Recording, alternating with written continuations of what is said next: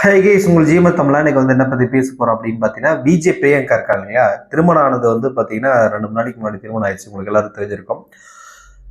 வயசானவங்களுக்கு திருமணம் பண்ணி என்ன பண்ண போறாங்க அப்படின்னு சொல்லிட்டு ஒரு பக்கம் நெகட்டிவான கமெண்ட், ஒரு பக்கம் வந்து பணம் இருந்தால் என்ன வேணா செய்யலாமா, இந்த வயசுல என்னத்துக்கு அப்படின்ற மாதிரி நிறைய கமெண்ட்ஸு, நிறைய ஃபீட்பேக், நிறைய இன்டர்வியூஸ் இந்த மாதிரி நம்ம பார்க்கும்போது நம்ம வந்து ஏன் நம்ம இந்த கண்டென்ட் வந்து நம்ம பேசக்கூடாது அப்படின்னு சொல்லிட்டு நம்ம இந்த கண்டென்ட் வந்து எடுத்திருக்கிறோம்.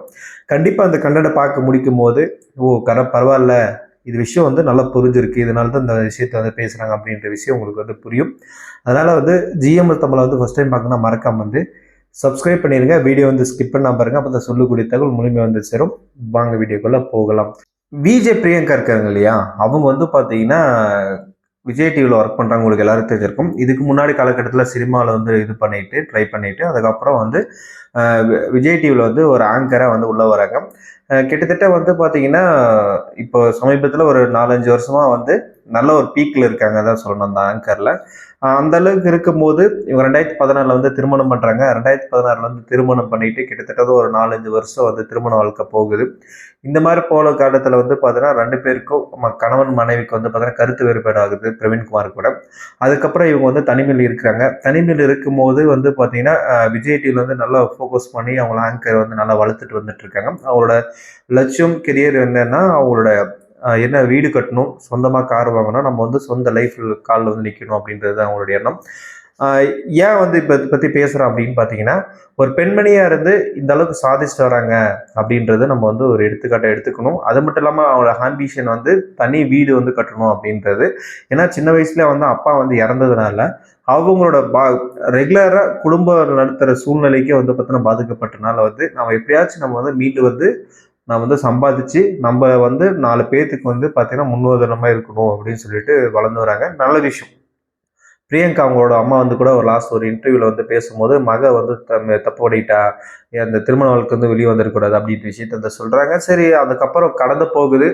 கடந்து போகும்போது பார்த்தீங்கன்னா பல காலங்கள்லாம் உங்களுக்கே தெரிஞ்சிருக்கும் என்ன நடக்கும் அப்படின்னு பார்த்தீங்கன்னா, ஒருத்தர் பெண் வந்து கணவர் வந்து விவாகரத்தோ இல்லை விவாகரத்துன்ற வார்த்தை அந்த காலகட்டத்தில் இல்லை, அது ஒரு கணவன் வந்து இறந்துட்டாங்க அப்படின்னு சொன்னா அவங்க கணவன் வந்து பிரிஞ்சுட்டு இருந்தாங்கன்னு சொன்னா அவங்களோட சமூகம் வந்து அவங்கள பார்க்குற விதம் வந்து பார்த்தீங்கன்னா ரொம்ப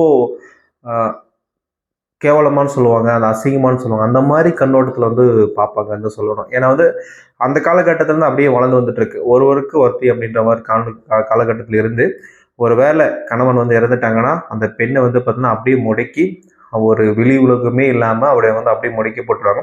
அது மீண்டு வந்து இப்போ நிறைய சமூகத்தில் வந்து மறு திருமணம் அப்படின்றது வந்து நடக்குது.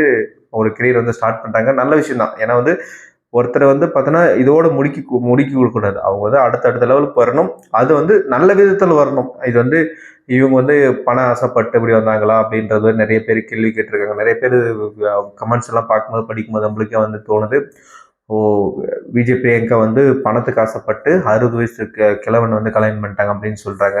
பணம் இருந்தால் எத்தனை திருமணம்லாம் பண்ணிக்கலாமா அப்படின்னு சொல்றாங்க. இந்த மாதிரி தொடர்ந்து ஏதோ கமெண்ட்ஸ் வந்து போட்டுட்டே இருக்கிறாங்க. தாத்தா வராரு, கதவு விடுற போறாருன்னு அப்படிலாம் போடுறாங்க. அதெல்லாம் வந்து தேவையில்லாத ஒண்ணு நம்மளுக்கு.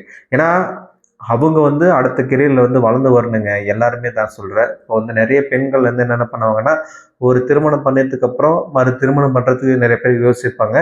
அந்த காலகட்டம் அந்த மாதிரி இருக்கிற சூழ்நிலை வந்து பார்த்தீங்கன்னா, இந்த இந்த சமூகத்தை விட்டுட்டு இன்னொரு வேற லைஃப் மாறி வர்றது வந்து பார்த்தீங்கன்னா சாதாரண விஷயம் இல்லை. அவங்க வந்து மாறி வந்து அவங்களோட லைஃப் வந்து மாற்றணும், அவங்களோட கெரியரை வந்து மாற்றிக்கணும் அப்படின்னு சொல்லிட்டு வந்திருக்கிறாங்க. நல்ல விஷயம்.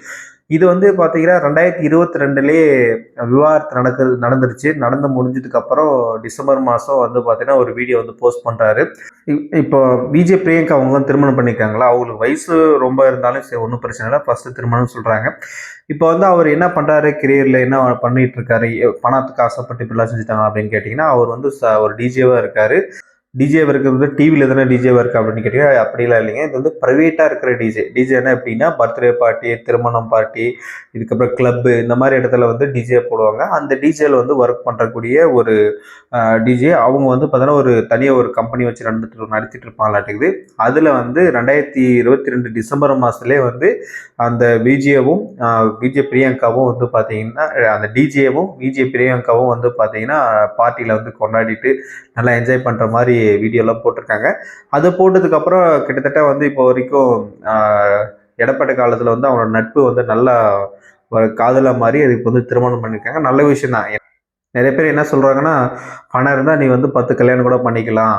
அப்படின்ற விஷயத்த பேசுறாங்க. அதெல்லாம் வந்து முழுக்க முழுக்க தவிர்க்க வேண்டிய விஷயம். ஏன்னா வந்து இந்த உலகத்த பொறுத்தவரைக்கும், இப்பல்லாம் இருக்கிறது டெக்னாலஜி இந்த அளவுக்கு வளர்ந்து வந்திருக்கும்போது, உடனுடனே போய் நீட்டி போடுறாங்க. அவங்க வந்து இடைப்பட்ட காலையில வந்து அவங்களோட தனிப்பட்ட லைஃப் வந்து எப்படி வாழணும்னு வாழ்ந்துட்டு, அதுக்கப்புறம் நம்மளுக்குன்னு ஒரு வாழ்க்கை துணை வேணும் இல்லையா? அதனால அதுக்காக போறாங்க. நல்ல விஷயம்.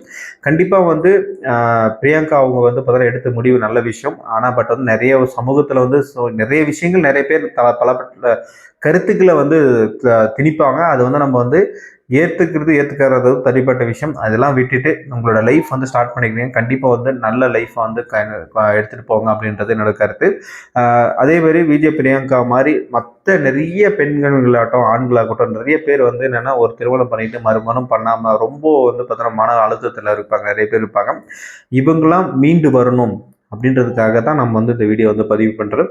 கண்டிப்பா வந்து நீங்க வந்து எல்லாத்தையும் இதுல இருந்து மீண்டு வந்து இன்னொரு மறுமணமோ ஏதோ பண்ணிட்டு இன்னொரு லைஃப் வந்து வாழணும். வாழ்ந்தா மட்டும்தான் சமூகத்துல வந்து உங்களோட வந்து ஒரு பேரா இருக்கும். அது மட்டும் இல்லாம நீங்க வந்து வாழ்றதுக்கான ஒரு வாழ்க்கையா இருக்கும் அமையும் அப்படின்றதுக்காக தான் இந்த விஷயத்த சொல்றேன்.